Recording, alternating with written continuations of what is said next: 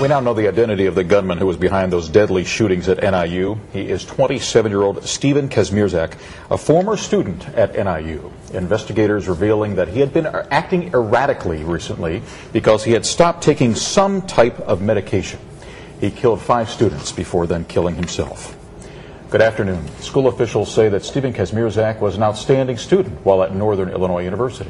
And so the question is, why would he return and go on a shooting rampage? We have a number of reports for you. We begin right now with ABC 7's Dan Ponce, who joins us live from the university in DeKalb. Dan? Linda, it has been a difficult and emotional day here on campus. Only a handful of students decided to stay here, and they are far outnumbered by police officers, FBI agents, and of course members of the media. The big question here and around the country, what was the gunman's motive? Students at Northern Illinois University say their campus will never be the same. Most decided to go home yesterday, but those who stayed did their best to comfort each other. You come here and it's real. And I don't know if this helps people, but I don't know. It's just,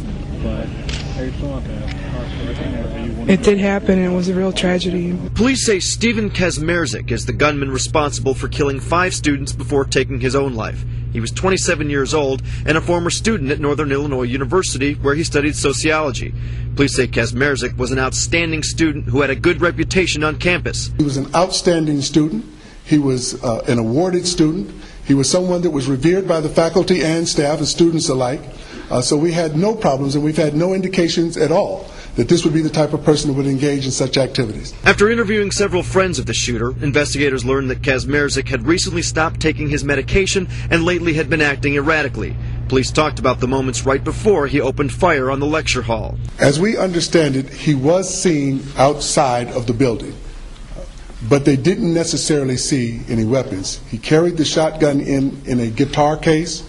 He had a coat on over top of the belt that carried the weapons and the ammunition that he had. Students and faculty gathered this afternoon to pray, remember the victims, and try to come to terms with the tragedy. Governor Blagojevich was also on campus today. He met with University President John Peters and spent time with students. If there is a way where this tragedy could have been anticipated or stopped beforehand, we will find it.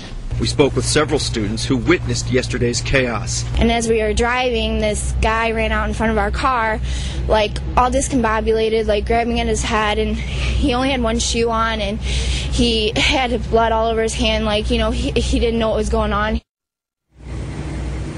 Police also addressed the recent threats found on campus, one last December and another one just last week when someone wrote a threatening message on a bathroom wall. Police say at this point it appears that neither is connected to the shooter.